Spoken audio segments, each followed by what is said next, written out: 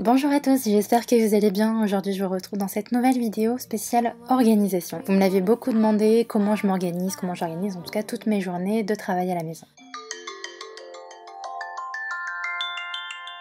Déjà, première chose que je fais pour rester organisée, c'est me réveiller à 8h30 tous les matins de la semaine. C'est vraiment un truc tout con, mais alors je le faisais absolument pas avant, j'attendais que mon chéri se réveille, du coup c'était des fois plus tôt, des fois plus tard. Je perdais complètement toute organisation, donc maintenant c'est 8h30 tous les jours. Ensuite, je m'installe dans un endroit cosy. Alors pour moi, c'est la table basse du salon. J'ai pas de bureau à la maison et franchement, ça me va très bien. En tout cas, j'ai pris mes habitudes comme ça et ça me dérange pas. Et ensuite, j'organise tout mon petit monde autour de ça, c'est-à-dire que je branche mon téléphone pour éviter d'être en manque de batterie et devoir me déplacer à chaque fois. Je mets tous mes petits bouquins, ma petite bouteille d'eau, vraiment tout ce dont j'aurai besoin pour la journée et éviter de me lever 36 000 fois et être tentée à faire autre chose. Une fois que j'ai tout organisé autour de moi, je vais créer une atmosphère de travail. Alors évidemment, je vais pas allumer la télé, ça c'est une grosse erreur que je faisais avant. Je mets de la musique, maintenant j'ai vraiment de la musique du matin jusqu'au soir.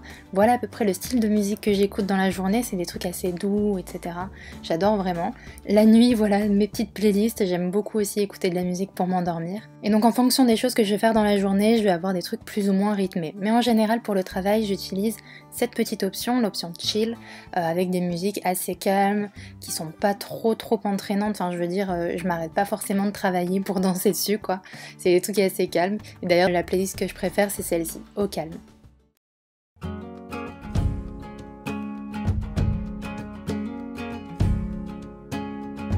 Maintenant qu'on est dans de bonnes conditions, je vais venir vous parler de mon bullet journal. Alors déjà j'ai ces petits feutres que j'utilise pour le remplir. Et voici à quoi il ressemble. Donc c'est vraiment un bullet journal tout à fait classique, noir. C'est la marque Leuchtturm et les pages sont complètement blanches. Mais ça c'est vraiment un choix, vous pouvez le choisir avec des petits carreaux ou des lignes. Donc voilà comment se présente un bullet journal ou un bugeot, maintenant on appelle ça.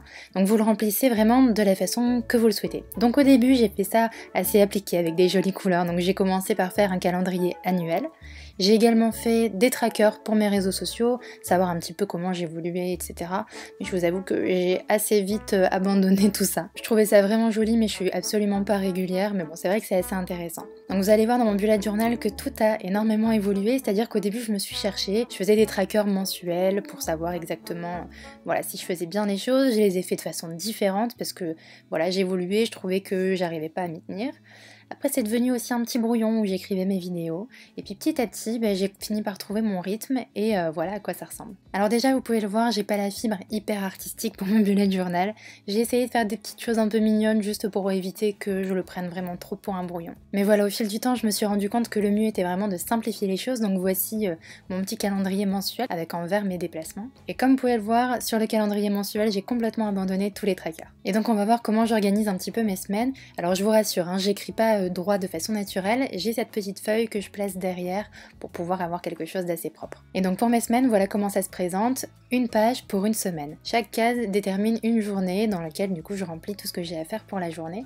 Alors je le remplis au fur et à mesure de la semaine quand j'ai des choses qui sont déjà organisées ou alors le matin pour prévoir tout ce que j'ai à faire dans la journée. Et donc ce qui est des couleurs, c'est pareil, je me suis assez simplifié la tâche, je fais une croix rose quand la tâche est terminée et je fais un crochet orange quand c'est pas fait et que c'est à reporter pour les prochains jours. Et du coup évidemment quand c'est à reporter, je le remets dans la case suivante pour le lendemain ou le surlendemain, voilà, quand j'ai du temps. Du coup généralement quand je joue mon cahier tous les matins, j'ai vraiment une vue d'ensemble sur ce qui a été fait, ce qui n'a pas été fait, etc. Et après je le personnalise de temps en temps, là en ce moment je me suis rajouté ces petits numéros qu'on a en dessous de chaque jour, c'est simplement mon nombre de pas parce que c'est un de mes objectifs du moment. Donc voilà, c'est une sorte de tracker mais un petit peu plus personnalisé pour mon besoin du moment. Et donc à chaque fois que j'ai terminé une semaine, j'en recrée une, en général j'ai 2 semaines d'avance. Et voilà, encore une fois là c'est une petite sorte de personnalisation pour vous dire que mon bullet journal évolue vraiment tout le temps, c'est-à-dire que les dimanches je me suis rendu compte que j'écrivais jamais rien, donc j'ai diminué la colonne pour augmenter les colonnes de la semaine qui en avaient vraiment plus besoin. Maintenant vous vous demandez peut-être si j'emporte toujours mon bullet journal avec moi, eh bien non, parce qu'il est quand même assez imposant.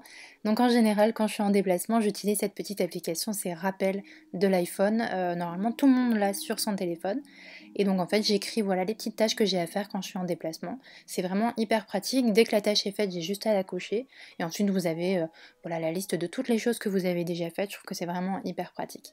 Et voilà, c'est déjà tout pour cette vidéo. Comme je vous l'avais dit, je suis pas non plus la fille la plus organisée du monde, mais j'ai mes petites astuces. J'espère que certaines pourront vous aider. En tout cas, je vous fais plein d'énormes bisous et je vous dis à très vite dans une prochaine vidéo. Mouah.